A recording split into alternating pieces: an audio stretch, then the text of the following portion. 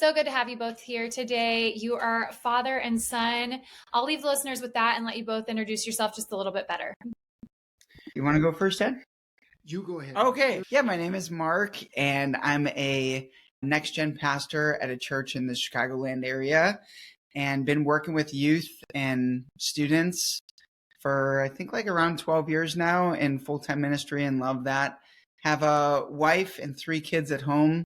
My wife and I were that couple, high school sweethearts, and got married and have our 3 kids, 12, 9, and 3-year-olds. So having a ton of fun with them at home. And I'm Tim. I'm his dad, and I'm an author and speaker. We've got 3 grown sons and some wonderful grandkids. So, yeah, that's sort of a little bit about my background there. Yeah. Well, and you have this book. It's called What to Say and How to Say It to Your Teen, A Parent's Guide to 30 Tricky Conversations. I guess before we get into the actual depth and content of the book, why did you choose to write this together? Actually, this was something that started out with the publisher talking to me. It was an editor that said, "This is a project I would really love to see. And I wonder if you're the one to write it." So every once in a while, you'll get something like that hits you. Well, as I was digging into this more, it definitely was resonating with me. It was like, yes, this is part of my passion for the next generation, for the parents that love them. But I soon saw I need to get some help on this, and talked with Mark. And as he's giving me different input and stuff, I was like, oh my goodness, would you like to do this together? I think we need to do this together. So that became an intro to this first project. And of course, the publisher, they were thrilled about it too. And I think for me, seeing, when he asked me to be part of it, knowing that this matters over the course of student ministry for so many years, really having a front row seat to so many parents' approach to conversations, and the ones who I saw the benefit to their high school and middle school students, that their parents were having these conversations or attempting to have these conversations, and really watching that. It's become one of the things that, as I zoom out and look at what matters during the teenage years, that's like one of the core things is parents talking with their kids about these issues, about these topics, helping them develop and grow in that. So to work on a project to be a resource for parents in that, because I know it's an intimidating thing for parents. That's why they don't do it as often as, it got me excited to be part of that. Yeah. Well, and Mark, I'm curious to know from your perspective, do you have teenagers yet? You said you have 3 kids. 3 kids. Oldest is 12. So not there yet. So any input I'm giving is like the jury's out on how I do with this with my kids. But it's a lot of gleaning experience from working with teenagers for the last, decade plus. Well, and I was curious to ask you if you feel like it was an interesting dynamic to have your dad here and to say, like, Dad, did sorry, I'm not going to be like real open, but it's like, Dad, did you do these things when I was a teenager? How could I have benefited from these conversations? Like, what did you do right? What could you have been stronger in? So I feel like that's an interesting dynamic that the 2 of you had, even for you, Tim, within your own parenting strengths and weaknesses. Well, I think it's what I talk about is my favorite part about this whole process, is that I got to sit down and have all these conversations with my dad. And it was totally what you were saying. It's like, we're talking about stuff and I'm linking his wisdom with my experience, because I saw him do it in my life, which is just a really unique experience to see happening within that. And for sure brought about a lot of reminders for me and prompting to me to have that intentionality with my kids. So, I mean, it's in the title of the book for teens, but we both have talked about this. This is for kids before they're teenagers. My 9-year-old, there's some of these things that we're having conversations now at his level, of course, but definitely recommend that even earlier than teenager. Yeah. Well, so some of the questions that your book is hoping to answer: why can't I have my phone in my room at night? Why do I have to go to church?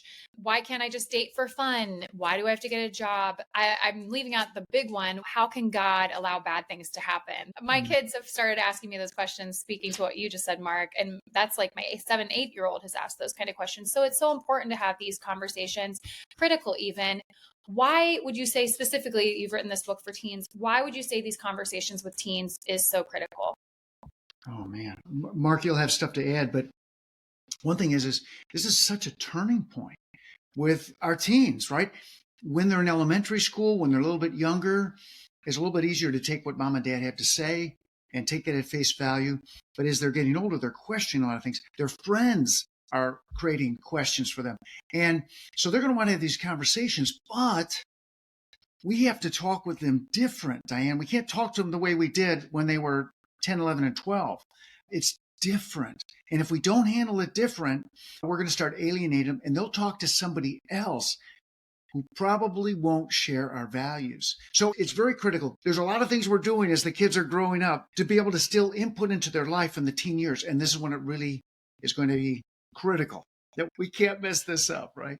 Yeah, we know that there's so many things that are forming them at this stage of their life. They're easily influenced in not necessarily negative ways, all sorts of ways. They're hungry to learn and grow, and some of that independence is closer, and all these things are all coming together. It's part of why I love this age group so much. There's so many important decisions and habits and things being formed in their life at that time. So for us as parents to sit down and have that intentionality to be part of that forming through conversation, through listening to where they're at. That's another benefit, by the way, of conversations. It's not just what we're saying, it's what we're listening to and hearing them say, because then it gives us a little bit of a roadmap of what they need, because we're hearing and we're understanding where they're at, which allows us to really customize what do they need to learn and grow and develop in before they're ready for what's next.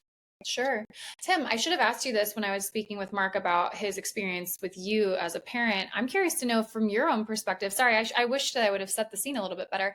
I'm curious to know if you felt like, being a little bit older, did you feel like your parents had these conversations with you, and how did that impact your writing of this book as well? Well, I can't say that they had all these conversations because a lot of these are cultural, they're different. There were things that we kind of took for granted, you know, a generation or two before that aren't questioned as much now. But it's good that, in some ways, I have to say it's good that they question it, because it's allowing them to take that ownership of their faith a little bit more than maybe we would have. But there were excellent conversations with my parents. They were easy to talk to. And in fact, in the book, I mentioned one, probably the toughest conversation I had with my dad. And I had messed up, I had blown it. And so that night we were going to have this conversation, and I was, of course, dreading it. But the way my dad handled it, he handled it so well. In fact, in the beginning part of this book, we make this like a field guide. Here's some things to remember before you walk into that conversation. And the love he had for me was so apparent. And he didn't do the things that would exasperate me. He didn't belittle me. He didn't do all this stuff. You know what? I'd made a bad decision. And, you know, we went through that. And I would think, not that he ever said this, but I would think he went to bed that night feeling like a failure as a dad. His son had blown it. And yet what he didn't know was that he had won a major victory, because, you know, I saw his heart of love. And I remember so distinctly feeling, I never want to disappoint my dad again. That was the huge emotion, you know, that I was feeling. And I'm going to build back trust. And so it changed or reset the course of my life that I was feeling. And I'm going to build back trust. And so it changed or reset the course of my life right there. These conversations are critical. If my dad had handled that different, you know, and that had pushed me away, and maybe I could have, in my own young, stupid, where you kind of make excuses, I could have made excuses to say why it was right that I pulled away. And, you know, but it would have changed the course of my life. So yeah, this is critical stuff. But I was very fortunate, thank God, that I had these parents. But here's the thing, Diane, Mark could speak to this way more than I could, but my wife and I were volunteer youth leaders for many, many years. I can't tell you how many times we saw this scenario where parents and their kids got alienated, and there was a conversation, there were comments, there was something at the root of it often that it's like, oh my goodness, that could have been avoided. But they set their kids on a different trajectory, and that is so lethal. Yeah, absolutely. I would say I had Joanna, I can't think of her last name right now, but she wrote a book about conversations to have with boys. And I was sharing my experience that my parents, raised in a Christian home, they just didn't really have conversations with me. So that when I think that if they would have set the scene a little bit more, kind of like you were talking about, Mark, if you're setting the scene even at like 8, 9, 10 years old, like this book might even be necessary for these ages, especially in the culture we currently live in. But I feel like if my parents would have done, no offense to them, they were lovely in so many ways, but I think if they would have done a better job at that age, then it maybe would have saved me from some of the mistakes that I made in my teenage years. And then when I did go to them with those mistakes, like I think a lot of it actually was hiding. Like I didn't go to them with my mistakes. I tried to cover up for them and I just endured that myself. So I think that's another reason I would say that this is an important conversation to have with you both, but also it's critical because we just want to be transparent with our kids. We want to have that relationship with them. Yeah, it opens the door up for future conversations in big ways. And one of the sections for each of the 30 conversations we have built in is how to follow up. And that's really important because it's training our teenager and even us to think about this as an open door where it's like, hey, you can jump back into this conversation anytime you want, because exactly what you said, Diane, we want them to come to us or see us as a person, to seek out in it and to talk through those things. And absolutely younger, like some of my conversations with my 9-year-old, right? They seem pretty elementary and basic in some ways, but I try to view that as like building blocks. Or even parents, teenagers, when they're like, man, it was such a terrible conversation, it went so horribly, and it's like, well, see it as a step in that direction. Not every conversation is going to be 10 out of 10. You're going to have those ones that you feel like didn't go that well, but it shows progress towards you and them continuing to work on it together and talk through it and to help form them to eventually where they're going to be. You mentioned that you were seeing with some of the teenagers that some of their parents had maybe taken a more judgmental position towards the dynamic or the conversations that they were having. What are some other mistakes that parents might even accidentally engage in when trying to have these conversations with their teens? Well, a couple things. Our conversations with our teens have to change from the way they did when they were 8, 9, 10, 11. We talk to them different. They think of themselves as adults, although we know they're not. But they think of themselves as adults. They think of themselves as smart. And so if we treat them a different way, that's going to be really tough. So, the Bible talks about not exasperating our kids. This is huge. In fact, in the book, we've got there's 5 chapters before we get to different individual conversations. And each one of these is going to hit a different thing. How to prepare for this teen, some little reminders. And we'll go through a list of ways that we can exasperate our kids, because that is something that would so alienate them.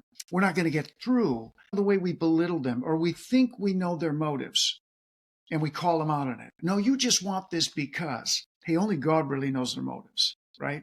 And so when we call them out on that, that feels unfair. It feels like a bully tactic to them. And so a lot of parental conversations, if you were to just look at it from the outside, it comes across as controlling, manipulating, and kind of bullyish to the students. So those are some things to be thinking about there. Yeah, to a couple other thoughts on how we can get it wrong is trying to do the full thing in one conversation or squeezing it into a bad time frame.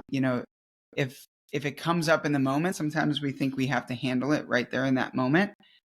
Yeah. When maybe the wiser thing to do is to say, hey, let's talk about this later tonight, or hey, can we come back to this when we're not, our brains split in 10 different directions while we're trying to think about what we got to get to next and how, to set ourselves up for that. And then too, the conflict thing, and you were talking a little bit about that, but there's no resolution so often of what I would see. There would be these huge fights between a teenager and the parent. And I really put it on the parent to initiate and teach how you bring resolution to that. Because sometimes that's going to happen, right? There's going to be anger and there's going to be ways that this conversation goes off track in ways, but it really does affect so much of the relationship. And then it comes across as, well, that door is closed. Why would I ever bring something up to my parents? They always fight with me in these ways. Now they're not looking to you. Now they're looking to other people to do it. And so if parents approach, I think the approach in a lot of those situations is to win the conversation, to win the discussion. Mm-hmm. If that's the approach, it's going to get off at some point, and there's going to be a lot more conflict there. Yeah, absolutely. I think what I'm struggling with so far with my oldest is 11 is I've always said, you can come to me. If you come to me and share, like, for example, she spilled nail polish on her rug in her room.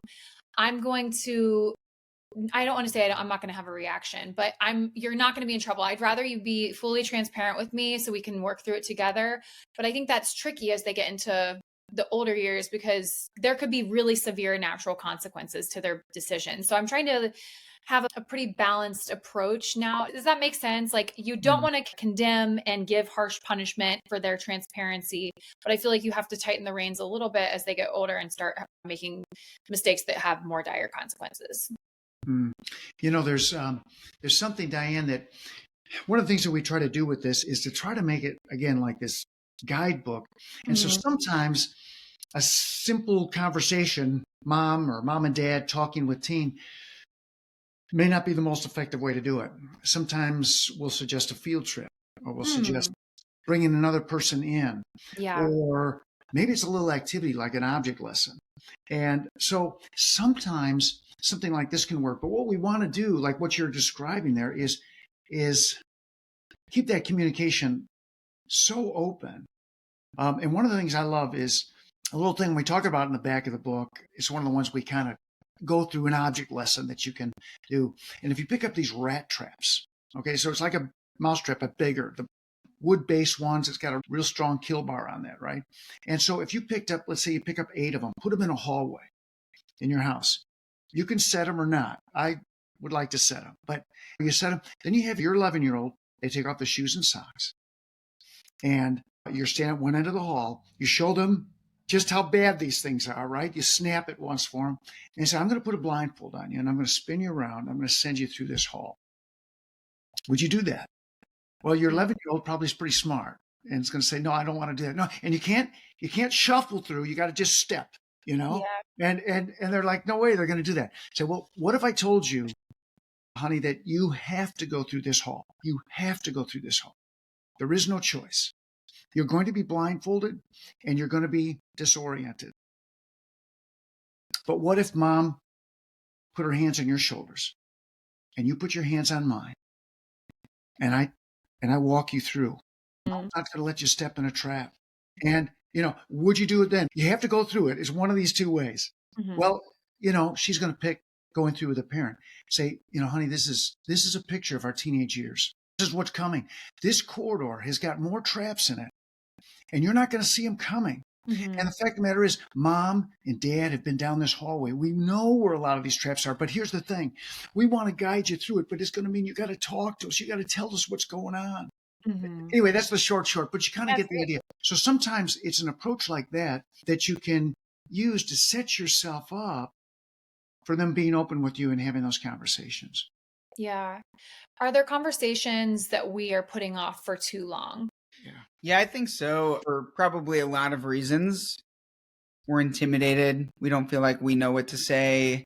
Maybe our own personal experience was bad with that, so we don't feel like we're the right people to bring it up, or we don't know enough about it, or there's a lot of reasons why. But I think probably the first go-to would be anything on like relationships and sex and stuff like that, for sure. There's some really great resources out there on how to talk about it at a 7 or 8-year-old level and just keep talking through it. But I think especially technology too is a big one, and how some of the dangers and the addiction that happens in the teenage years is devastating.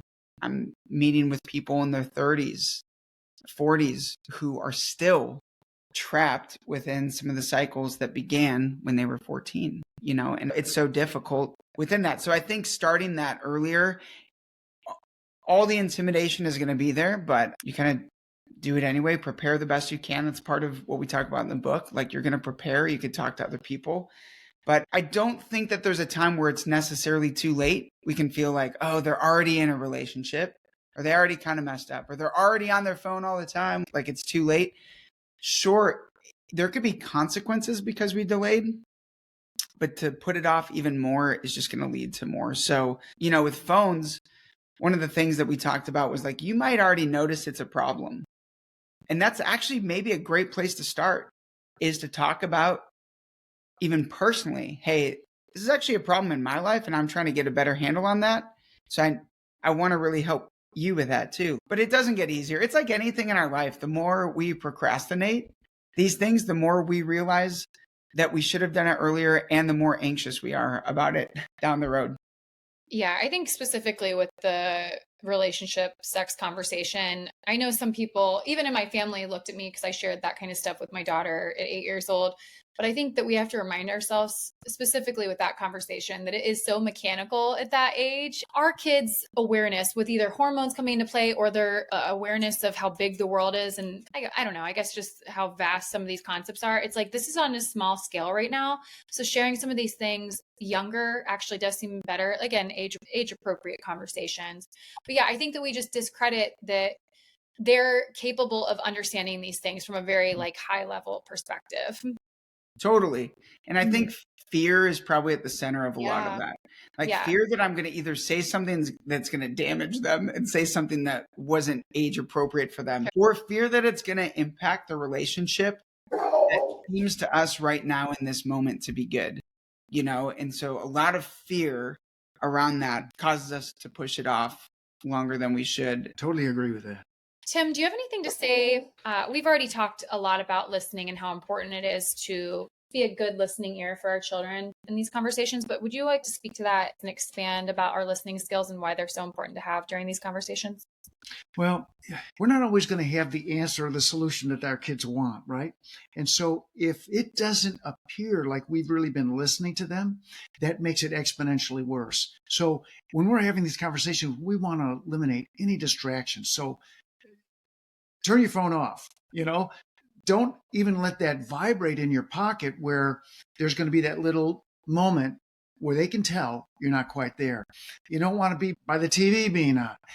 One of the things I like too, Diane, is our kids think of themselves as older than they are or more mature. They go through this phase where they are absolutely convinced they're smarter than us. And in some areas they are, right? With technology, they could outdo us. So many different things, but they're forgetting about the experience and the wisdom. Anyway, if we want to treat them like an adult, where do adults have conversations oftentimes? Think about it. If you were going to, have a conversation with a good friend of yours, if it wasn't on the phone, you'd probably go to a restaurant, or a coffee shop. And so we can do the same thing with our kids. You know what? Here's the one I want to talk to. I want to eliminate any distractions. Go to a restaurant, go to someplace. You're treating them like an adult. Yeah. And sometimes you're going to have a better conversation too, because, they're not going to be able to use some of their bad conversation skills, like get up and stomp off to their room or something. They're in a restaurant and you tip that server well, and you let the server know, I might be here a little bit longer, but I'll make up for that. Yeah. So that they're not coming by every, 10 minutes, anything else I can get you, which is, can you leave so I can, get another. Sure. So anyway, some little things like that you can do to eliminate these distractions, and just that prep ahead of time, that praying, pray before you go into it. Call a friend or a family member. You only need one to get a reinforcement. Hey, would you be a prayer warrior while I go into this conversation? Think about that atmosphere, where you're having this talk, like we just kind of talked about. And then, one other thing, Diane, before we have a conversation, it's always good to remind ourselves of our objective. What is it we want to gain here? And if it's to win the argument, like Mark said earlier, we got to rethink that. The main objective for any conversation is to come back with our relationship intact, or maybe stronger than it was before this conversation. And so that's going to dictate how I handle that conversation too. One thing I want to make sure we touch on before we wrap up is for the single parent listening. It's likely a mom, because I don't have a lot of male listeners, but I always like to get a male perspective. So I'm glad you both are here. But for the single parent listening, how would you encourage them to step into these conversations, especially in those moments where it's a mom to a son or a father to a daughter? That can be a little bit trickier and more intimidating. Well, be encouraged. I've seen single moms do it well. It's a lot to take on, but I have numerous examples in my mind of single moms who have done it well to sons and daughters and stuff. So I think be encouraged by that. I'd also say a little bit of what my dad was just saying of other people, bringing other people in, use the resource that is the church, hopefully the local church that you're part of, and other people to echo what you're saying, support what you're saying. And that's a huge gift, I think, in people's lives there. Yeah, I agree. And, they can come along where they've got maybe a little expertise that you may not have or whatever. Sometimes with a single parent, while we see a lot of those disadvantages, there's also a very hidden advantage there. And that is this. Single moms I've seen, I'm thinking of one in particular, I think you know who it was, but there's this, okay, it's you and me. It's just you and me. And they form this tight bond and this partnership. And mom's focus is she knows she doesn't have somebody else to rely on. And so she ends up being so much more deliberate and didn't take for granted that her husband was taking care of this issue. And so sometimes they can form this tight bond that allows them to have these conversations. She's probably been having good conversations along, but yeah, bring some other people in on the outside as well. Yeah, that's the example. I know exactly who you're talking about. And they probably have had maybe some of the best conversations, done some of these things that we've been talking about. I think a lot of it comes down to the intentionality with it. A lot of times when there's two parents, there still is one that is the one that is taking the initiative. I think a lot of these conversations, as I'm visualizing it, even writing it, it's probably one parent who's having the conversation. And maybe both at certain points, or maybe a different one following up. But still, a lot of couples that I've seen, there's one who really is locked in on it. So if you're locked in on it, I'm telling you, single parent, you're already taking steps that other parents are not. What is the norm is that neither parent is talking about it. So if you're one and you're doing it, it's really, really important and is going to make massive deposits in your kid's life. Absolutely. Well, I think you've given us a lot to think about. Some more topics in your book that we didn't get to. Teen wants the phone in their bedroom at night, asking to stay overnight at a friend's house, but you don't approve. Your teen wants to date a non-Christian. That could be a little bit of a controversial topic. So I love that you speak to that. You want to see them get a job. You're seeing pride issues, anger issues. Your teen seems depressed, consumed with anxiety. So much good stuff in here. Where can listeners grab a copy of it or connect with both of you if they want to hear more?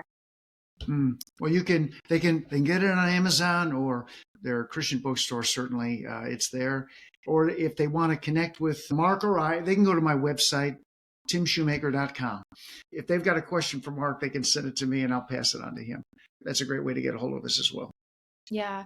Well, no, this is so great. It is so important. It is so critical. I like that you use that word because it is critical, especially with the anxiety and depression rates growing in such an immense way, especially since the pandemic. So I think having these conversations, having that intentionality, as you kept saying, Mark, that's what the show is about, intentional living. So I think it's so important to be intentional. So I appreciate you guys speaking to this and joining me today. Well, we appreciate you having the conversation with us and letting us talk about it. It's been great to meet you and great to talk about it more. Thanks so much, Diane.